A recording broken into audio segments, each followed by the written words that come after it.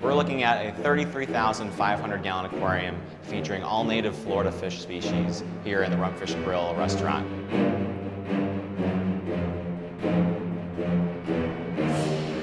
We have a guest immersion program, and this program includes a behind-the-scenes tour showing lots of the equipment and what we need to do to keep this tank going, what it takes to take care of it, and then we have the opportunity for those guests to actually go and snorkel in the aquarium amongst all the fish. We wanted to highlight Gulf fish species, especially a lot of sport fish species. So looking in here, you'll see a lot of red drum, tarpon, snook, sea trout, things that people come to vacation to Florida to try and catch. We have a few standout fish species in addition to a lot of colorful reef inhabitants. So some of the bigger guys, we have a large 4-foot nurse shark that came to us from South Florida Science Center and Aquarium in West Palm Beach. We also have a 6-foot green moray eel, who actually was ours at our old facility, the Pier Aquarium of St. Petersburg. That's our little southern stingray. She was caught locally, and she swims up and down the panel a lot right here because she's fed at the surface in this corner right here. So if she's hungry, she's swimming around that area looking for food, or when the next time feeding is. You're going to see a lot of fish. So we have excellent water clarity for a husbandry team that takes care of the tank.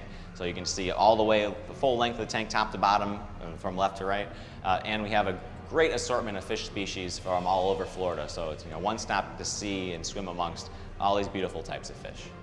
What do I like about the tank? I like being able to look at the fish, certain ones, and see behaviors that you wouldn't normally see even if you were scuba diving or snorkeling in the wild. The fish in these tanks, they become accustomed to people being all around them, and then they can kind of show us some of their natural behavior.